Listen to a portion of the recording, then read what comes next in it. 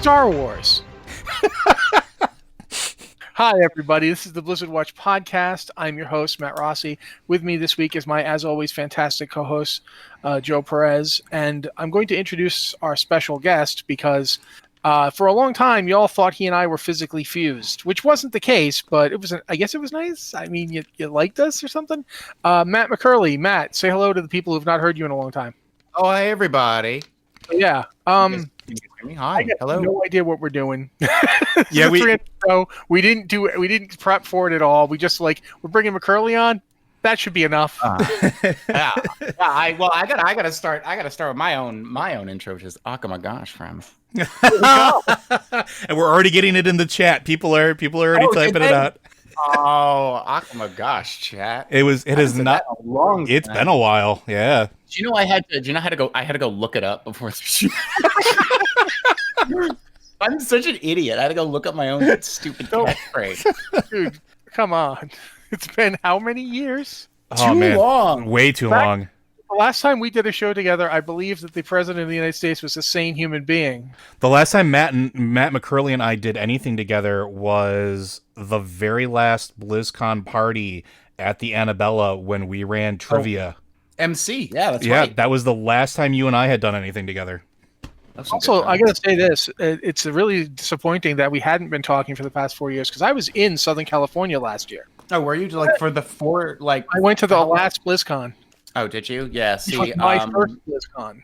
Right. Yeah. Did you go to Disneyland at all? Oh no, because the last time I lived in California, I went to Disneyland with my friend Dougal, and he had a seizure in the parking lot. Oh, so I have never gone back. Why do you have a bad story about every amazing fun place? I do. I lived in California for several years. I'd been to Disneyland before that, but the last time I went, he had a seizure and we had to get him to the hospital. And he was from out of the country. He's from Scotland, and they were like, how are we going to treat him? He didn't have any health insurance in the United States, so it was all of course magical thing. But then That's how we make all our money, by the way. We invite you in, we get you sick, and then gotta get you money. Yeah, I mean that's sadly not wrong. I didn't have anything like that happen during my trip. I was actually healthy the whole time. But what did happen was apparently an escaped mental patient who looked a lot like me ran past my view. So the cops stopped me and pulled me over and made me prove I wasn't in fact that guy. I didn't hear this. I didn't hear this story. I tweeted it. Not only did I tweet about it, I put it on the website. It's my God. My recaps. Yeah, they were asking me questions, and I showed them my passport, and they're like, "Well, he's probably not the guy." And have you seen anybody? I'm like, I did see a guy who looked a lot like me, actually. Yeah, why? And they were like, that good dude's an escaped mental patient. I was like, oh, that explains it, because my hotel was one of those business hotels that Blizzard uses, because that's the nice one I want to get into. Yeah, it was really nice. I actually really loved that hotel. But it was surrounded by all these hospital things. It was in the middle of nowhere. That's so weird. When I interviewed for Riot years ago, they put me up in a similar hotel that was right around a whole bunch of hospital areas. That's where they put those things. Wait. They put you in the what's it called?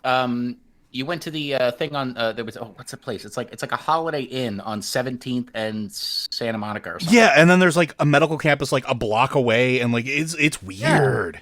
Oh, you see UCLA. That's part of the UCLA medical campus too. Yeah. When I was in a lot of hospitals there. But yeah, mine wasn't there. Mine was the one that was very close to the Blizzard campus. It was maybe 4 blocks from it. I think I've been to that hospital complex when I think blood was coming out of somewhere that it shouldn't have. And I went there. That's usually a good reason to go to a hospital. Yeah, and I couldn't stop it on my own. Which is, of course, the case with a lot of bleeding, really, unfortunately. Well, let's try to plug the hole.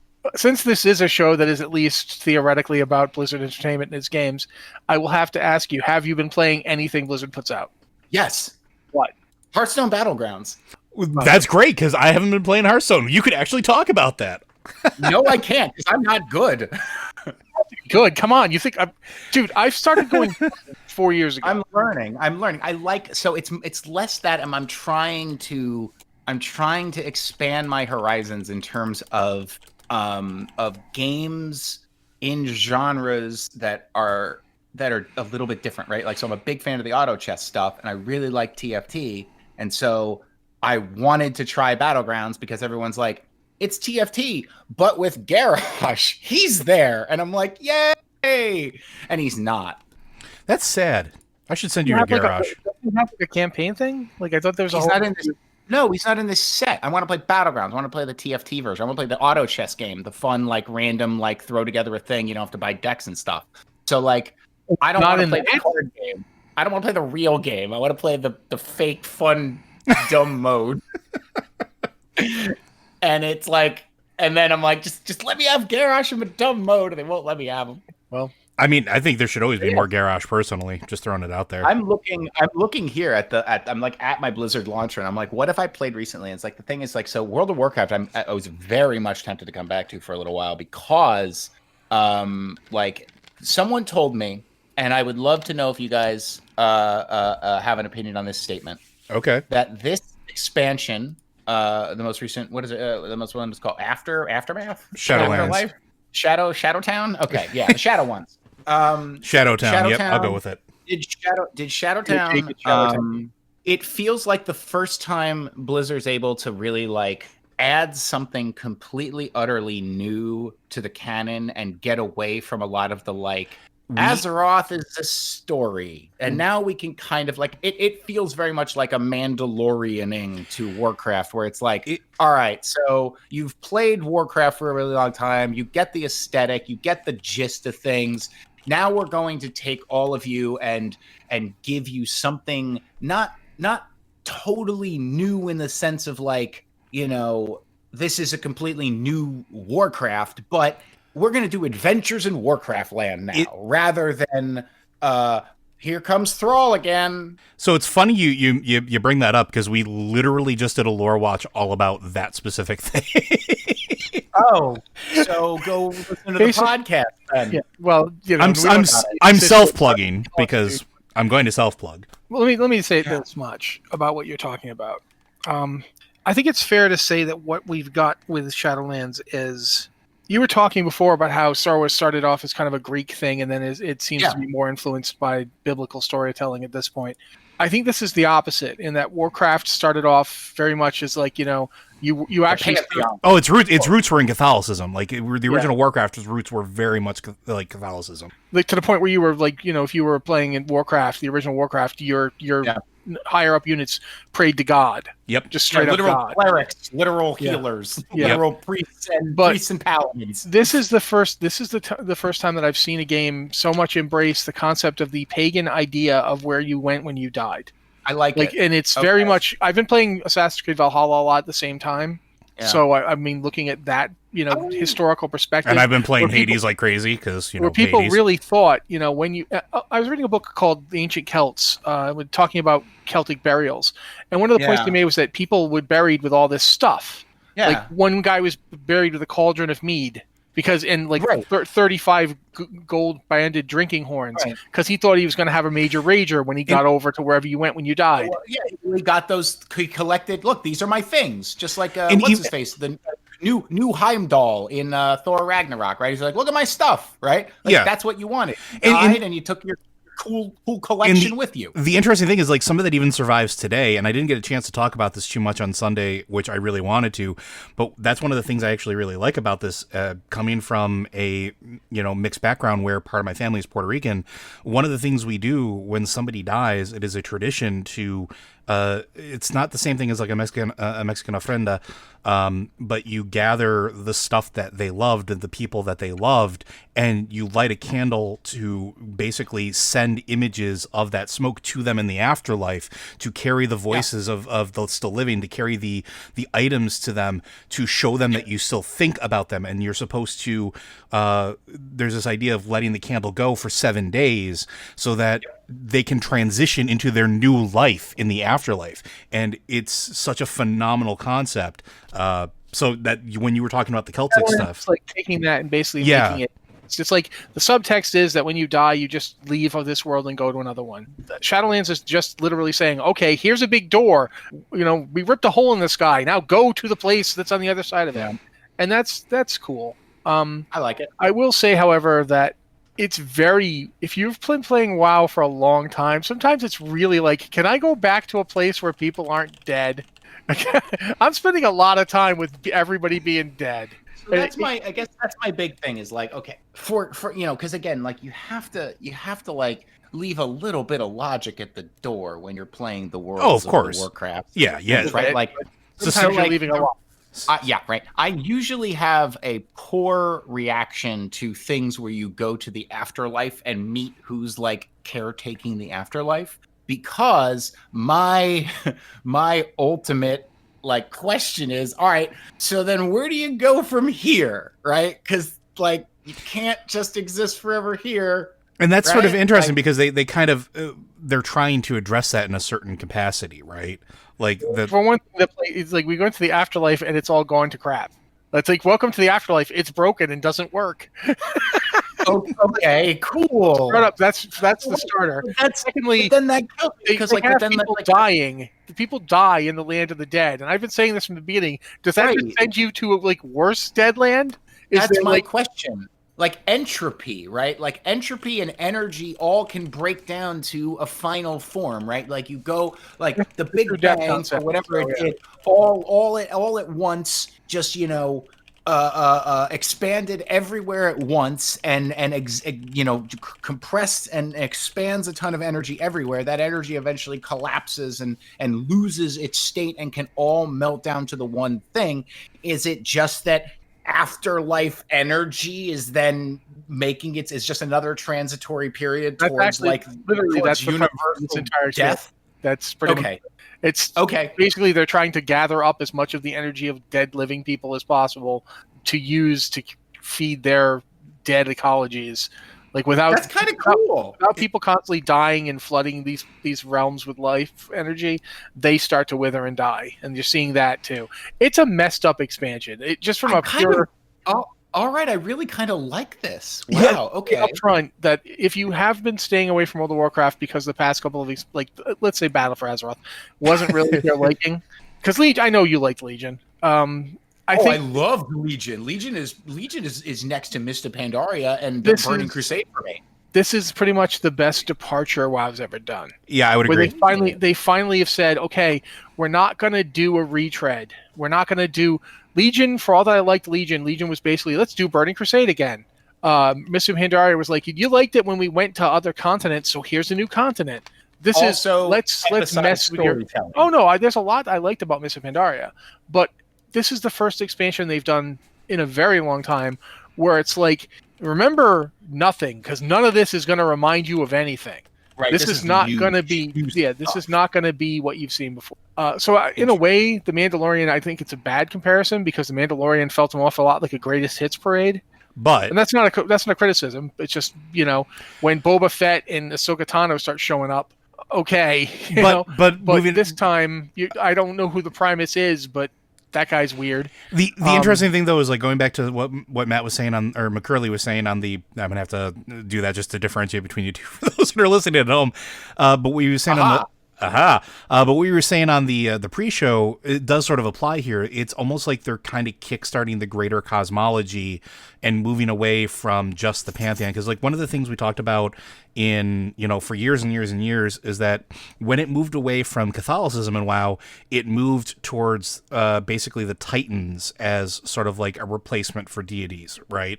And that sort of became the big thing. That was the big draw. It was Titans. They created the world. They did all this stuff, and it very much became that sort of like Greek or Roman-esque pantheon that you dealt with. And this is trying to move beyond that and carve out a larger space, going back to what they did in... I think this is finally them trying to catch up with what they started doing with like Chronicle 1 when they released that cosmology chart that we all went crazy for. They're actually trying to use this as a jumping off point, because one of the things, and I've brought this up a million times, I'll bring it up a million more, is that when you are in this expansion, one of the things that you do is you're moving through everything is you're you're bringing these doors down that allow you access to these different realms. Well, one of the things you can do is look up and you see an endless sea of doors and realms. And so they're starting to like actually lean into this concept that the universe is vast, because that's one of the criticisms I've always had about Warcraft in general is, as big as the universe felt, even with going to multiple worlds, it really wasn't that big when you sat back and thought about it, because you only went one or two places and you never dealt with anything else. And the first glimmers of anything we had to a larger universe was back in Legion when we did the Astromancer fight, and you are literally teleported to look over to different places of the universe. Like, you get hints of it with Koresh, you get hints of it in Karazhan. Now they're actually leaning into it and saying, no, existence is vast, and not just like the material plane, but in the afterlife, it touches everywhere. And I kind of dig that they're making it bigger so that they do have that leeway to do more things, that they can have a departure from what they've already tread through. It's sort of exciting. Another expansion that does basically, oh, hey, we'll go back to this place we've been. Yeah. And now they can just say, well, this was a cool idea. Let's make some place that's better, or let's do a different place, or let's go to the place where everything are fish people or whatever. They can do whatever they want now and have a justification for it. It makes it a lot easier for them to sort of diverge. Now that you're, I have not talked to you in a very long time. Did you see the Diablo 4 trailer? Uh-huh. Yeah, because that was when I was at BlizzCon for the Diablo 4 reveal, and I think Steve Dennerser actually said to me straight up that it was a good BlizzCon for me to go to, because they had awesome. Diablo 4. They had the Diablo 4 trailer.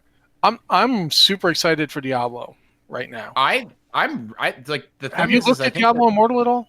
Diablo Immortal looks really cool, and I think it's really fun that that like it looks good. Like, again, but my thing is, like, I don't like I like Diablo, but I don't know if I'm still a Diablo player. Really? I don't think I'm a Diablo player, at least not like the Diablo fan base has fractured itself pretty hard. Yeah. People who are like, no, if it's not Diablo 2, it doesn't count. And I'm like, no, that's not, I ain't that guy. I honestly think the reason that I'm not a Diablo guy right now is that I kind of stopped playing games with the group of people that I was playing Diablo. So Diablo was more of a social experience for you than it was making a hardcore, like, have to game type thing? Very, very much so. Diablo I played because I played with my friends, and I could chat and have a good time, and we could doofy nonsense, right? Right now, that is Squadrons, because we're playing the 5-on-5 ranked mode, so it's us 5 idiots, flying around in X-wings and Y-wings, pretending to be, Porkins and Wedge. Actually, since this is the 300th episode, and since we got like, tons of time and no structure, talk about Squadrons, because I have not played it. The last Star Wars thing I played was, I think I played a little of the Old Republic. Yeah. Oh, so the Old Republic. Oh, you mean one of the best Star Wars 4-player drop in, drop out RPGs of all time? Oh no, it's an MMO. Ah! Yes, that game. The thing is okay. It's not an MMO, is it? Like, I mean, I know it is technically, but no, it's an MMO with. If people had played it like it was a single player, they would have been much happier. I played it like a single player game. If the company, if what's it called, built it as a 4-player drop in, drop out game, if BioWare made it that way, it would have been a phenomenal, like, pre-Destiny looter shooter. Like, it would have been great. It is the predecessor for Destiny. And so, but they didn't see it, because they're like, oh no, we got to make an MMO because WoW is still popular. And it's like, everyone wants a Star Wars MMO, Star Wars MMO. MMOs suck. They don't make money. They're bad. World of Warcraft makes money because World of Warcraft, I'm going to go out there and say, almost isn't an MMO, right? It took a bunch of the DNA and the early, like, systems of MMOs, but it is unbelievably different. It is unknowable. I think it's basically, since I like arguing with you, I'm going to say that it isn't an MMO because it has divorced itself from a lot of the grindiness. Yeah. Yes. The things that used to define MMOs, like EverQuest and the where it got its root from, right? If you define an MMO as EverQuest, and it's EverQuest clones and the EverQuest descendants, then yes, World of Warcraft is not an MMO, because World of Warcraft is not that. And I don't think that's a bad thing. I think that is a good thing. I think moving away from the MMO genre and moving more into an experiential, expansion-based thing where it's like, hey, welcome to the expansion. don't worry about spending 40 hours a week with your friends to build relationships and a love of this game. We're going to give it to you right here. Right? Like, always the tension between them. I think that right now they're trying to make it slightly more social again. Yeah. But that yin yang push pull. I mean, I play it with my wife. That's who I play World of Warcraft with. Sometimes I go on raids with my guild, but I'm not I'm just not a hardcore player. I'm not that kind of player. That's one of the reasons why I think the only other MMO I ever really got heavily invested in was City Heroes. Oh, yeah. Because it was very social, focused on like creative character building. Like, again, well, I told you guys my City Heroes good. story, right? I think I've done it like a thousand times on the store, on the show. What's that? He's right there telling the story. So tell me the damn story. Okay, so City Heroes was before I got into WoW. That was the game that like owned my life. It was the game that I was. You were on the forums all the time. Not even just on the forums all the time, but I ran the super group on the Freedom server that was literally called the Uncanny X-Men. And talking about community and social of that game, we used to do things on Monday night where we would have trivia night. And because my super group had taken down the Hamidian, had done all the end game stuff, and there was nothing to spend influence or inspirations on, or any of the big mutagenic stuff aside from like buying costumes, which we all had maxed out. What we would do is we would do a Marvel trivia night in Atlas Park on the Freedom server every Monday for 3 hours. And when people would answer questions correctly, the first person that sent us to tell with the correct answer, we'd give them, 1 million influence. We'd give them high-end inspirations. We'd give them high-end enhancements for their stuff. We would, raffle off through charity stuff, like prove to us that you donated to this charity to enter into the raffle for us to take you on our next Hamidian run and stuff like that. We did all of that stuff. It got so big that we used to crash the server. Like, we were legitimately, like, anybody who played that game and would see that Freedom server would go down on Monday night, that was my guild's doing, my super group's doing. Nice. To the point where the studio devs and the GMs and everything would actually like participate in keeping things running and helping us keep things sharded and instanced and running, because they loved the event so much as well. As a matter of fact, that's how I met some of my friends in the industry, was because they were working on that game and we would run it at the time. That game was a unique social experience that I have never had anywhere else. And the fact that you're part of the reason that they got sued by Marvel, though. Oh, yeah, I was a part of that lawsuit, so when that whole thing happened, for those of you that remember, my super group was part of the reason that occurred, because that got so popular that when people were like writing about it, reporting about it, Marvel caught wind of it, and my group was literally the Uncanny X-Men. And part of the thing about being in the group is you had to have a costume that was modeled after one of the X-Men on any of the teams. And it highlighted the fact that, and for those of you that don't know, when City Heroes was first being conceptualized, Marvel went in on it. It was supposed to be a Marvel MMO superhero game. And then they pulled out at the last minute, but the game was so close to being done that they just said, let's just make it a superhero game. Let's just make these generic, superheroes and go for it and make something beautiful and wonderful. And they did, but they never took out the costume assets. And so it was very possible. Like, I was running around like Cyclops. My number one in command, or my number two in command of the super group, ran around as Wind Rider. And for those of you who don't know, that's Storm. We had literally every X-Men that had ever existed in the 90s across all three teams represented in full costume form, because you could do it. And then we got sued. Big whoops. Yeah, and then we got sued. And then I give big credit to that studio, because they insulated everybody in my guild my super group from being personally sued by Marvel at the time. They were good people, really good people. Since we're talking about that, I thought it was worth mentioning. Well, since we're talking about MMOs and companies making squadrons, yeah, let's go back to that for a second, because I do want to hear about it. What is Squadrons? Okay, so I've heard about it, but I haven't got a chance to play it. Okay, so remember X-Wing versus TIE Fighter, or X-Wing or TIE Fighter, any of the I lived in the 90s. Yes, I remember it. Yeah, it's back. The first mission of Squadrons has you scanning cargo containers as a TIE Fighter. Like, it is remade X-Wing versus TIE Fighter for 2020.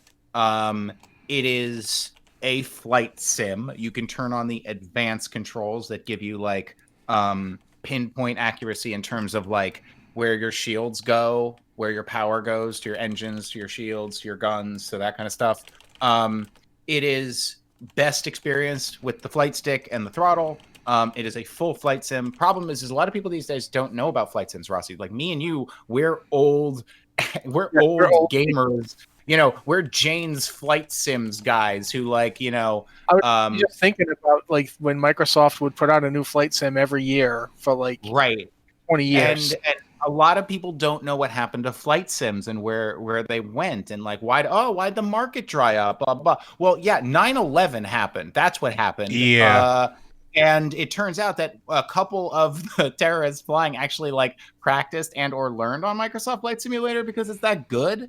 And so like they didn't make one for a long time, right? You know, like, you guys know about Kerbal Space Program? Yeah. Kerbal Space Program was less sophisticated than MS Flight Sim got near the end of its run. Like it had less. Yes. Microsoft, you could literally learn to fly a plane on Microsoft Flight Sim. To the point where if you've ever actually gone and taken pilot lessons, which I kind of did because my dad had a plane when I was. Don't they make you do that first? The thing that they put you in, the pod that it runs a version of the Microsoft Flight Simulator. Basically, it runs a version of MS Flight Sim. Yep. Cool.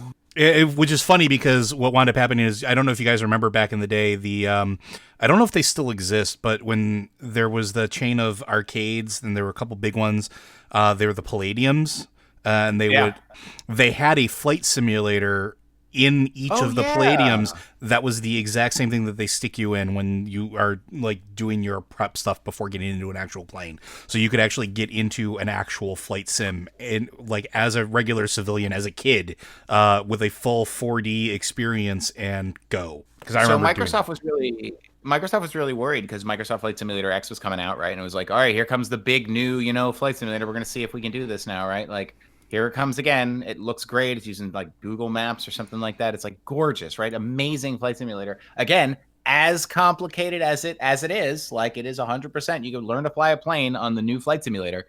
And everyone was worried that like they were going to open up this online mode, the MMO kind of thing aspect of it, like the multiplayer where like everyone could fly around a thing. And everyone was worried. Oh my God, here it comes! Like everyone's just like eyes on the trade towers, right? Everyone's going to start 9/11 New York again. Nope. Internet did a massive circle around Jeffrey Epstein's island, and then we're screaming out of the plane, "Come out with the kids!" Yeah, that's wow. So if you need to understand where the internet and where culture is with regards to 9/11, it forgot. Wow, I don't even know what to say to that. Let's be upfront here. 9/11 happened 19 years ago. Yeah. The internet has never lived in a world where it didn't happen. That's very true. That's the thing we keep forgetting because, we're old. But there's a lot of people online right now who are heavily online, who are shaping where the internet is going, who are sub 18. Yeah. And that'll continue to be the case. In 2025, again, it'll still be sub 18 people. Those people will have been born in like 2006. Yeah. And that's just going to keep happening. And as a result, the stuff that seems like so huge and important to us, like I still remember logging onto a Gopher server to talk to people. Look, if any of you kids use Discord, by the way, Discord is just fancy IRC. Like, oh, you guys actually get to choose a name. We had numbers back then. Don't you forget about that. Yeah. What are names? This is rapidly turning into a nursing home interview. And back in my day, the internet was your friends, and you hung outside and got your vitamin D. One of the things that I've been realizing is people are talking like, "Oh God, it's been so many days. I miss my friends. I miss my coworkers." And I'm sitting there going, "I was born for this." Oh yeah, so I haven't really caught up with you guys. I haven't caught up with you guys. Anything crazy going on, like around your neck of the woods? I'm going blind. Anything else new? Yeah, but that's been happening for like 8 years. What's the other thing? 4. Thanks. Oh, 4. Sorry. Yeah, but let me think here. What is actually going on? My wife was really sick for a while there. Almost died. Did you get was it a corona thing or was it like a? Oh no, she had a heart problem. Oh, She had a heart problem back a couple of years ago. But I mean, this past year has actually been relatively quiet for me. Interesting. Like, because I live in Canada, where our leaders are not completely insane, but I live in Alberta, where our leaders are insane. Alberta is the Texas of the North. Yeah. So but you're so spread out. Yeah, we're so spread out, but at the same time, Edmonton in Alberta is the COVID capital of Western Canada. Like, this is the worst place to live if you don't want to get COVID. So I have been doing the thing where I have, like, I looked around at my life and I realized, wait, I primarily work from home. Yep. All of my hobbies are various video games that are online. Your life is here, buddy. I don't need to go anywhere, and I already had all my food delivered. The only time I go out is to get eye injections, which, I mean, nobody likes getting eye injections. They're not fun, but I do that once every couple of months. That's basically it for my excursions into the world. So it's not like they're going to suck that much worse. I mean, I don't like them, and I am really paranoid about every cab ride I take now. Yeah. But yeah, Same. It hasn't been too horrible. It's certainly not like the United States where I don't know what the hell you guys are doing. Oh no. So in the United States, I'll tell you exactly what happened. Like people in the United States do not have mistaken freedom for you can't tell me what to do, which is not good. Yeah. No, not. We could have an entire we could have an entire very long discussion about that, but yeah. But here's my ultimate thing is I'm going to be wearing the mask from here on out because I haven't gotten a cold in 9 months. You know what? I really, and I've been saying this from the beginning, and I've been saying this because I live with somebody who's immunocompromised. I think we should normalize, like, it should be normal after this. Masks work. There's a reason other countries have been doing it for years with other illnesses. There's a reason. Here, I'll tell you the thing that really, another thing that this thing got in my craw, kids.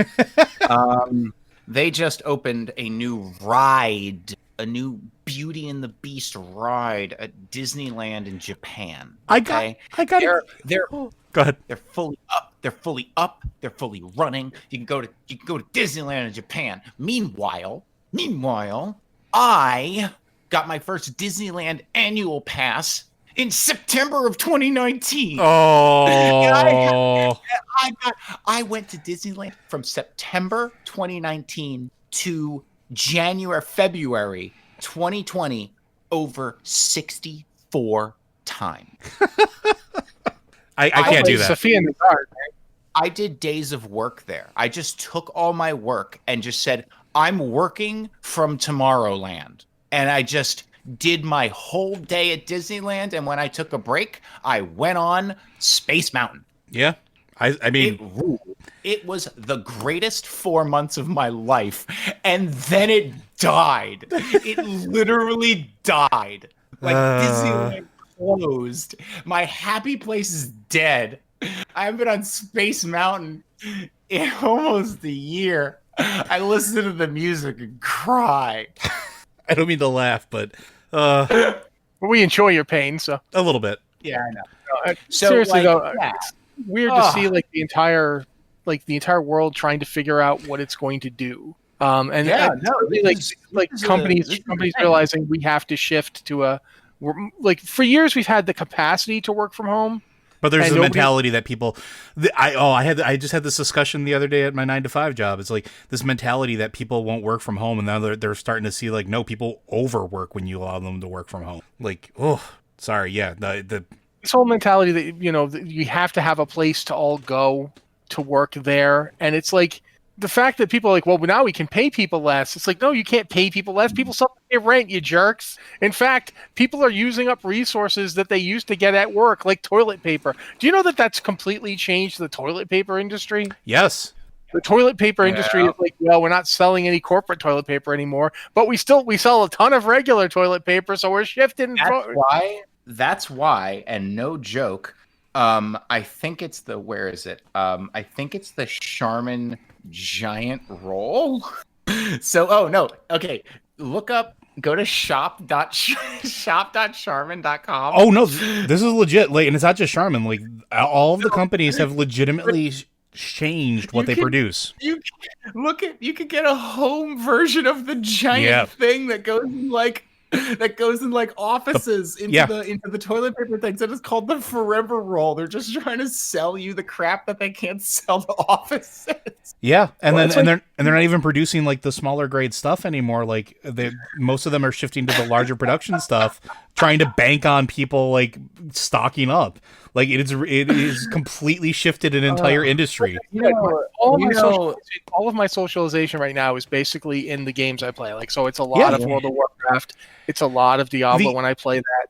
It's a lot of basically I spend as much time in World of Warcraft just hanging out and playing dress up because it's 2020 and I spend a lot of my time playing dress up with my dollies. Yeah. And I don't even have any kind of shame about it, which I really probably should, but I don't. But what gets me is like all of the stuff I have to get, I get delivered now. Yep. Mm-hmm. And it's like I realize that's a privilege. Like we're doing well enough, but also we live in Canada where there's enough, because if you pointed out, there's a lot of empty space. The urban areas, like Edmonton's urban area, is got like 1 million people in it. But then you go 30 minutes out of that urban area, and you are in like there's coyotes prowling, and there's nothing. Oh, I got a ring notification the other night. A woman in all caps goes, "I saw a coyote," and that was it. We see coyotes all the time. Like one time, we were wandering around our neighborhood, and we look up, and there's like as we're walking our little Chihuahua who. To be fair, I was like, look up. What the coyote come flying at you from the sky? No, it comes running across like a field, like it's coming down from the highway. So it's coming down a hill, and it's running across this field, and it just runs past us. And it's like this pale white looking thing because its fur is very sandy colored, and it's snow everywhere because it's been snowing. So it just runs across like this ghost. And our little dog, who's big for a Chihuahua. She's a 14-pound Chihuahua. So for a Chihuahua, she's superhuman. She's like this giant beast. But for a dog, 14 pounds is not very big. She starts barking, and it's like, grab the dog, pick her up, and begin. We don't run because you don't want the coyote to go, oh, they're running moving away. With purpose. You begin moving with purpose. Yeah, as the dog is like, But yeah, it's just so weird to like this world where it doesn't know, like you don't know where it's going to be in a year. You don't know what's going to be happening. Like video game companies are producing their games entirely from home. And I find it really interesting is that like now a lot of more indie projects are starting to get pushed as well, because a lot of the indie developers, especially in the whole video game market, they're not doing that full time. It's usually small teams that have other jobs. Now they have a little more leeway or bandwidth depending on their situation. So we've seen like 2020 for all of its horribleness, and like this is our last podcast of 2020, folks. Just gonna throw that out there. But like for all of its horribleness, it was an amazing year for like indie game releases, because like there was this extra capacity for good or ill that people could work on them and get their projects pushed out. I find that fascinating. Also, like so many people just playing from home needed these social games that were like really cheap. So like Among Us became real big again. And I'm real good at Among Us because I can say all kinds of BS with conviction. good at spinning a yarn and getting people to... No, never. Dude, I played a whole round of Among Us where I just was like, I would just randomly say, for no reason. Yeah, like, this person's a problem because of this. And everyone was like, yep, Matt's right. Ejected, not the guy. Yeah, I was the imposter, and I have a pacifist run where I killed nobody, and I won because I got them to eject literally everybody but me. I'm with you on that one. I killed every single person on my ship, and then it was me, another guy, and the imposter, and I look at the other guy, and I go, I don't think it's you. Kill him. And we kicked him out, imposter, and we won. But I think it's fascinating, like because you're right. People are craving those social experiences, right? They're craving those games. That's why Among Us. That's why what's that? People Gang Beasts. You guys play Gang Beasts? Yeah, Gang Beasts. Yeah. Why can't I think of it? Fall Guys. That's why these games is real fun. That's why all these games became so popular, and that's why I think we saw a little bit of a resurgence in not just WoW, but some of the other. In particular, I think Diablo had a little bit of a jump towards the end there as well, because people were hanging out with their friends and like, what can we do? And like, I know I have a local gaming group that they were like, hey, let's go level characters in Diablo, because they just felt the need to sit on Discord and chat with each other while doing it. It's also why tabletop games has like K-pop stands affected national elections. Yeah. My role in Among Us, by the way, is essentially I'm the crew member who's walking around looking everyone with a loaded gun. Yeah, I could see that. I could absolutely see that. It's just, I could be the killer too, but I'm like out in the open, like I'm a murderer. So like, let's just get this out of the way. I would kill you if I was the imposter, but if you want to win the game, listen to me. Oh man, the irony of 2022, and I'm just gonna throw this out there, is this was the year before everything happened that I decided I was going to be more social and meet space, and then everything happened, and then I just retreated back into online video games. I am so happy that like there was so much of a forced change of some things that I really had to work on personally for myself that. I don't know if I would have been able to do if I had not been able to like go into this cocoon for a little while. And I have emerged a very, very, very different person mentally and goal oriented, vision oriented kind of stuff. Sorry. That's fine. That's fine. It's my susness and my anger.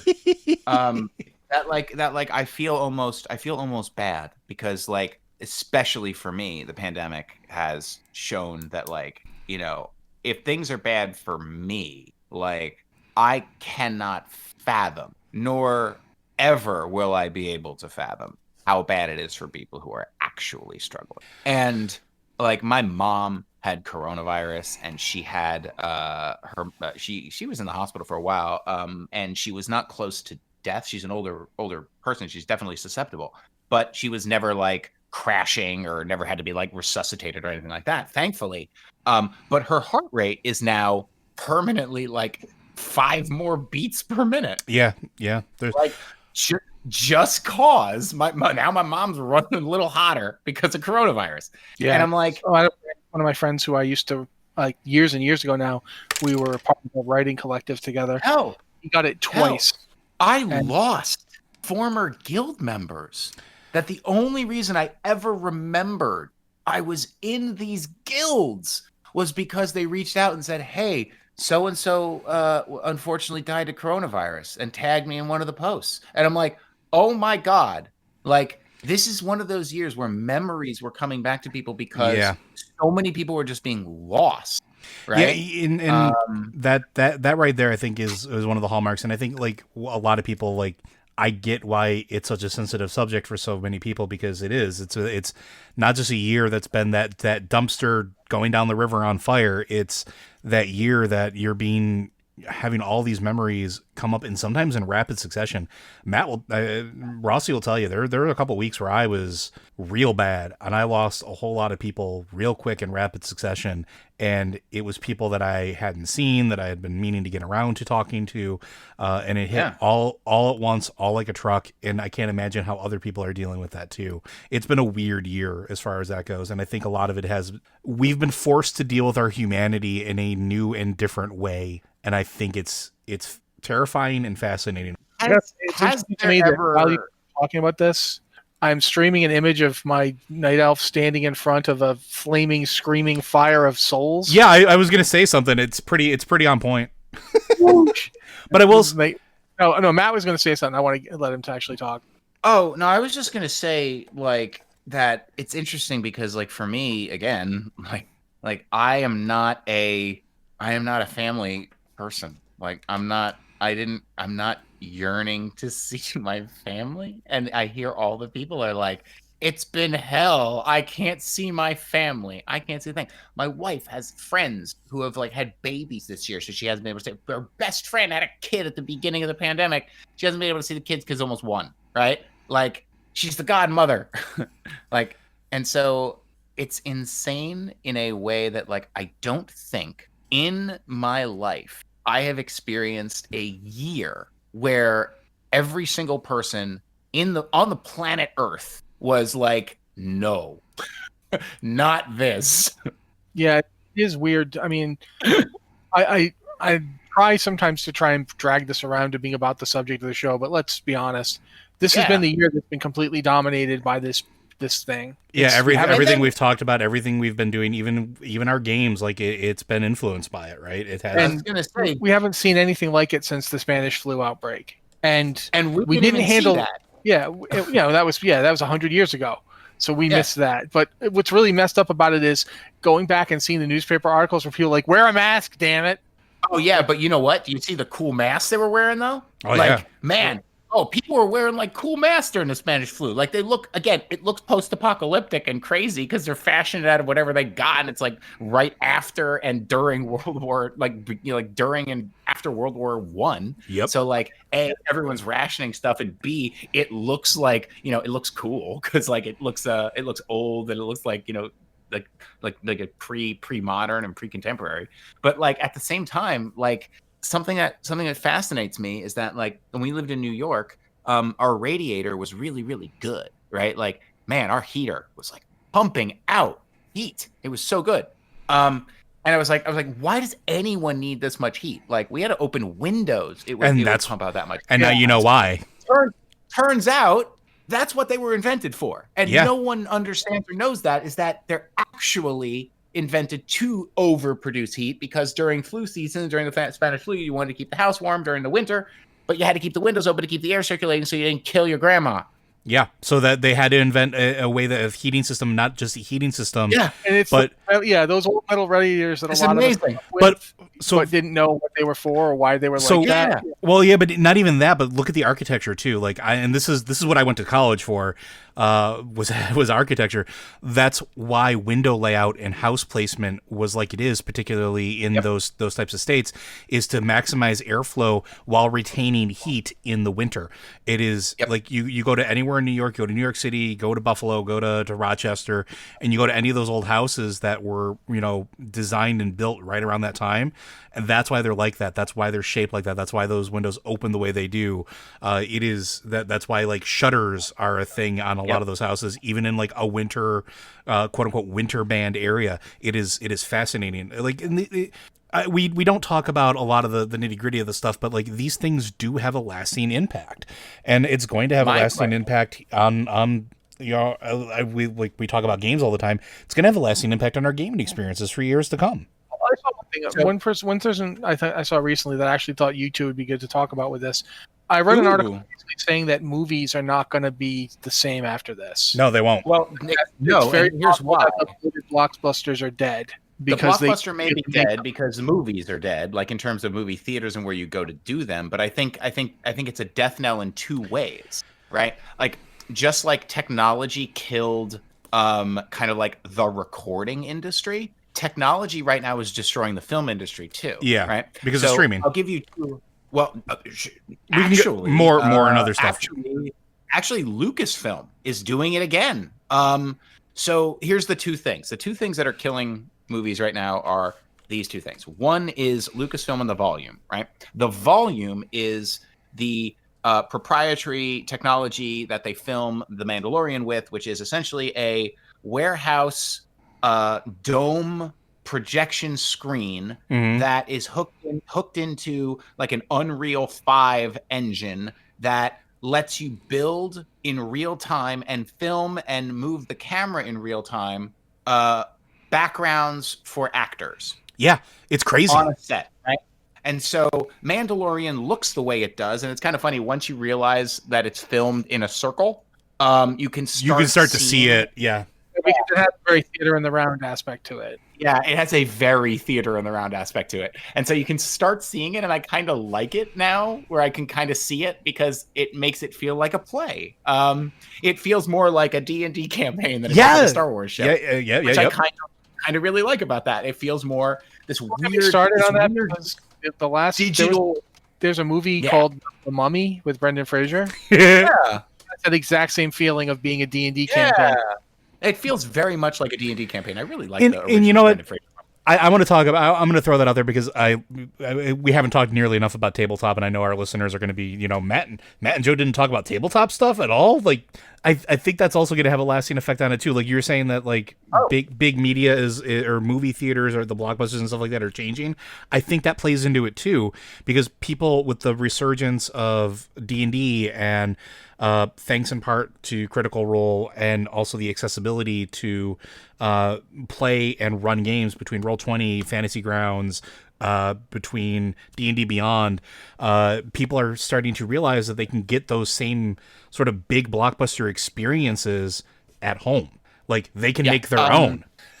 So here's the thing. I disagree that the home theater experience is ever going to be as good as an experience of going to a place and seeing a thing with a bunch of people and screaming and having a good time. The issue is that, and here's the part two, right? Part one is television and the miniaturization of television and film technology has now, look, they can put lightsabers on television now and it looks good, right? It doesn't look like a fan film. It looks good. They put lightsabers on TV for cheap, relative cheap, done, right? Cool. The second thing that's killing the industry is capitalism. Oh yeah. Let's talk about capitalism. Capitalism is killing the film industry, and you're not going to go see good movies anymore in theaters because what was called the mid-budget movie and the low-budget movie are now essentially dead in the water because you don't watch them on Netflix and you don't watch them on Hulu and you don't watch these things that people make. They're made and they're put up there as, we got them on the shelf. Look at all the millions of videos we have that you can watch. And someone's going to go, man, there's 10 hidden gems you couldn't find on this thing. No. I was just talking about that last night. Go ahead. The reason that a mid-budget movie is dead and the reason all these things are dead is because studios don't want to pay to make them, right? Because here's the thing. Look at the film industry in Hollywood. The film industry in Hollywood is very practical, right? Practical effects make better movies.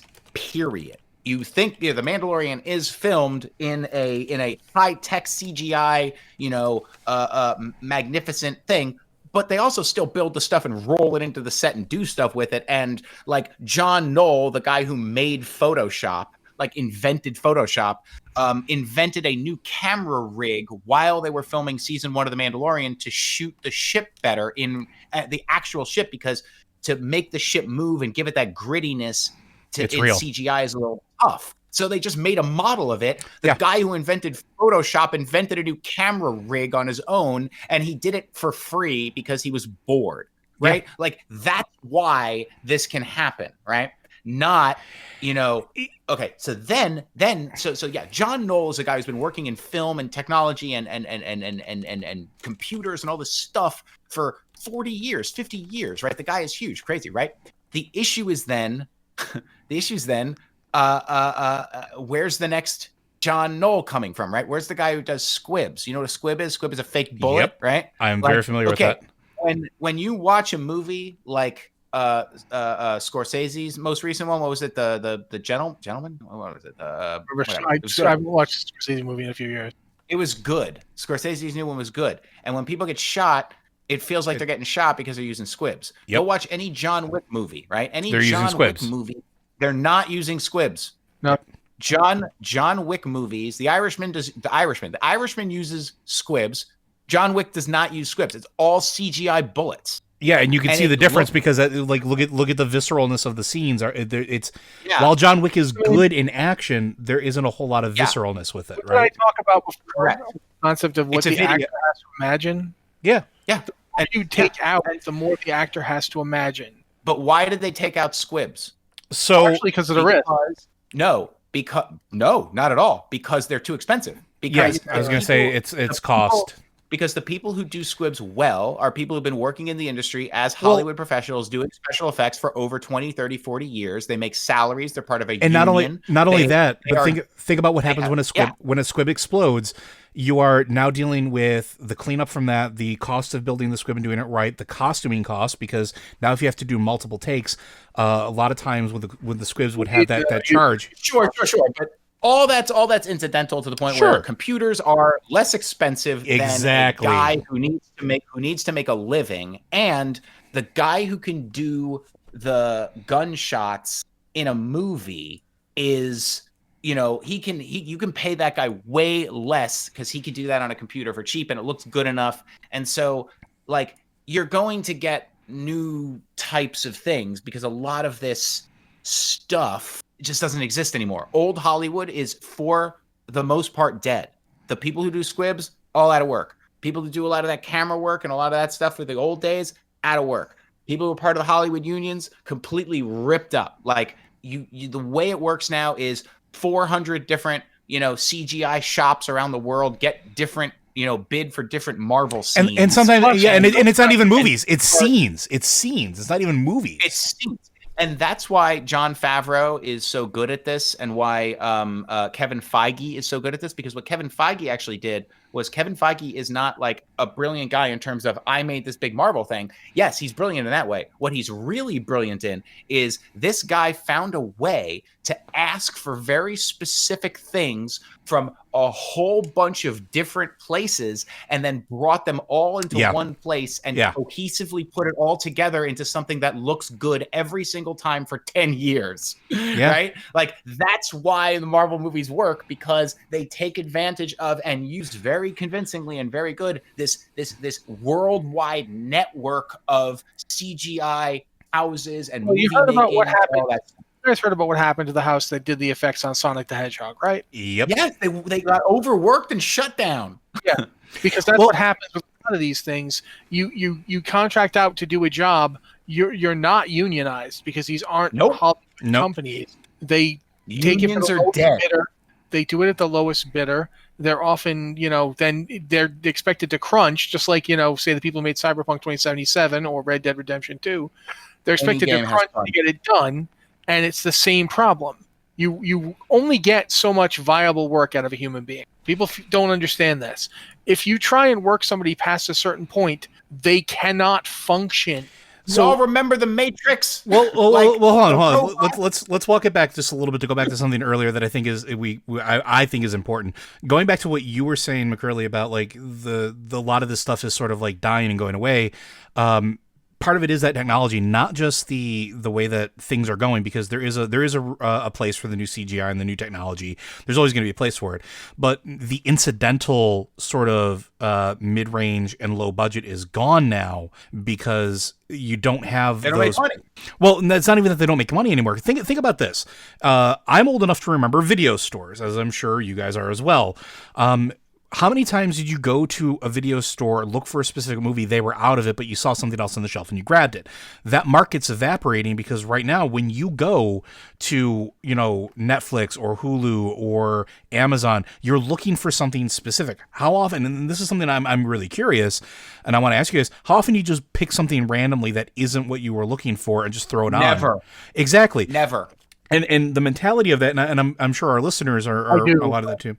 I do sometimes as well, but I make it a point to, right? Like, the thing is, Netflix has managed to kind of provide a sort of safety net for the mid tier, in that they managed to turn it into a thing where they make the most ridiculous thing you've ever heard of, and like it's like Kristen Stewart in her lesbian film.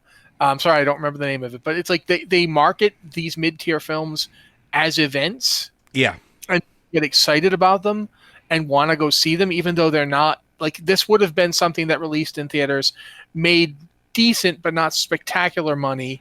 Like, it would have been Bridesmaids.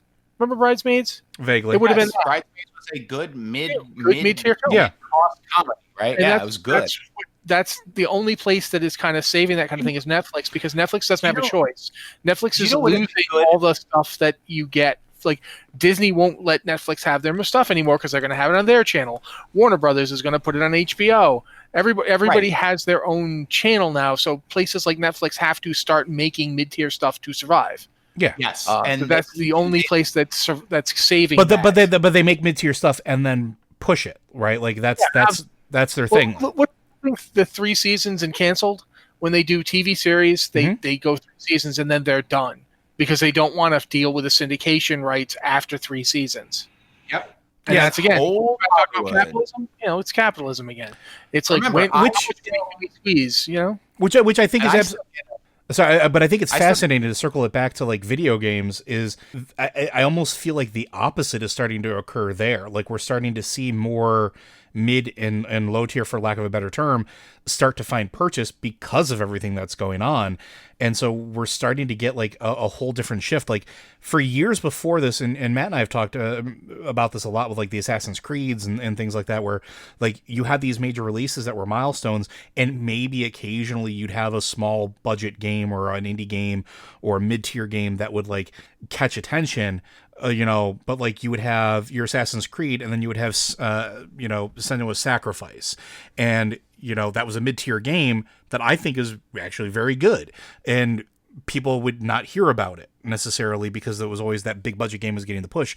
But now, with all these different platforms, and I think despite of like streaming and everything else, like when you look at all these different game platforms now, as much as you may love or hate Epic Games, the fact that they're giving some of these games away for free, like every day, Steam, has always done like ridiculous sales and stuff like that. But now they're starting to do things where they're trying to do like curator queues and starting to try to push a lot of these mid-tier stuff.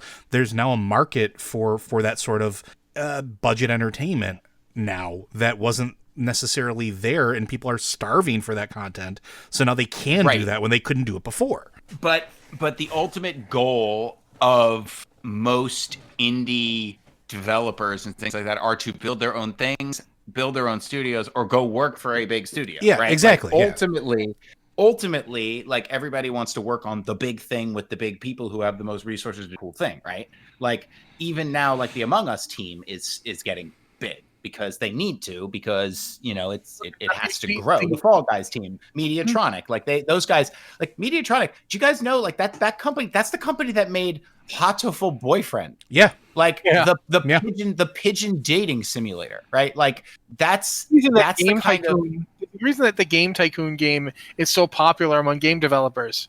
That is the dream that you're talking about. That is what they're trying to do. Everyone kind of in the secretly back of their head wants Microsoft to come buy their thing, and they can become Notch, and they can say horrible crap online, and have to have billions of dollars.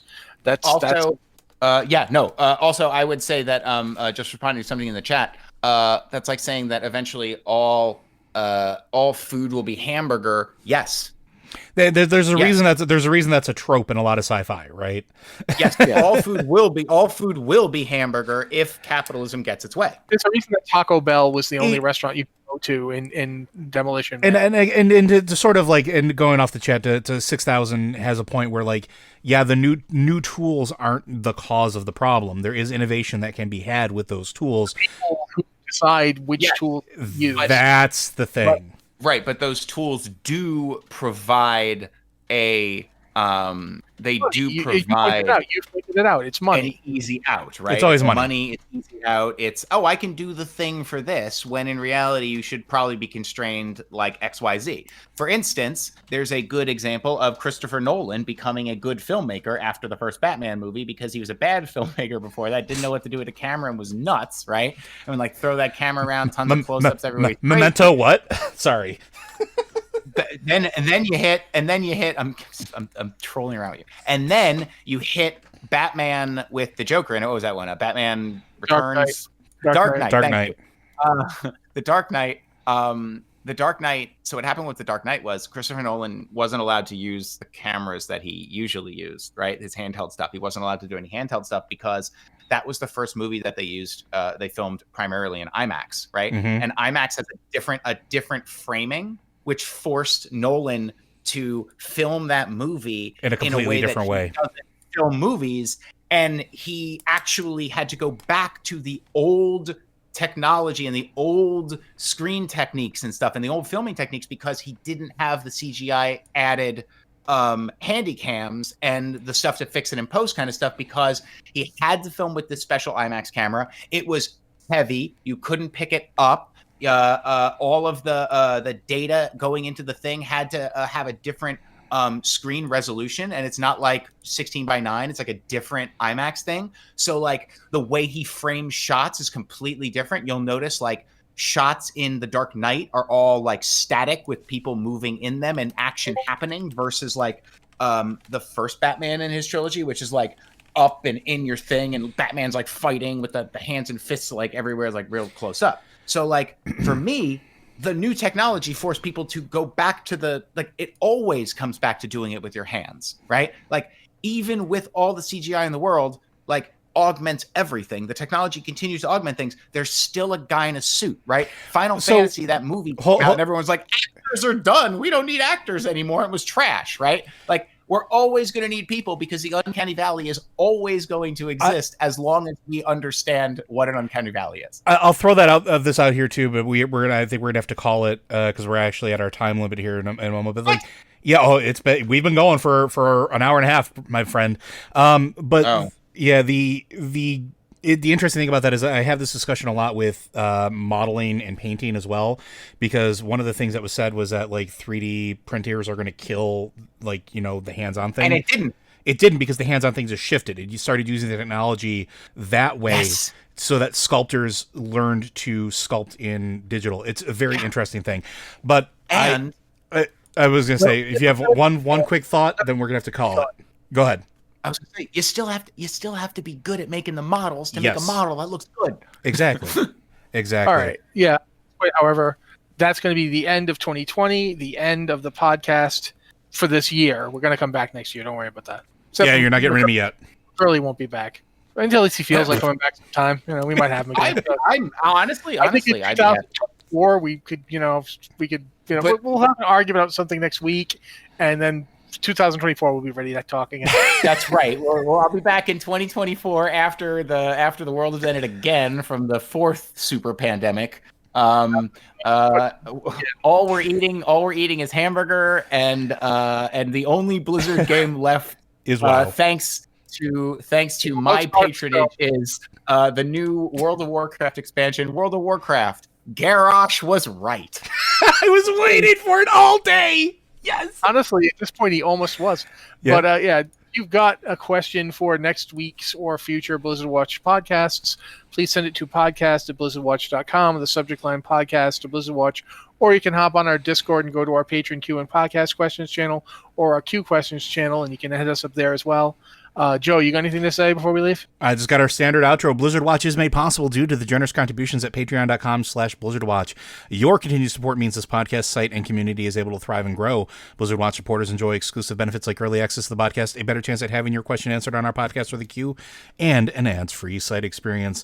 And on a personal note, thank you guys for sticking with us for 300 episodes. Thank you for sticking with us, hopefully for 300 more. While you're thanking people, let's thank Matt. Thank you for showing up, man. It's been weird.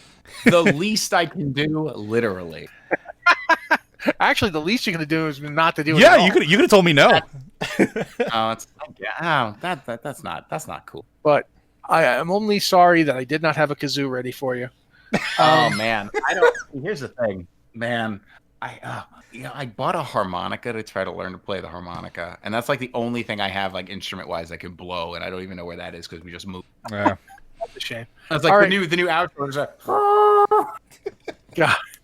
All right, everybody. Thank you for being here. We'll be around next week. Take it easy. Bye, guys.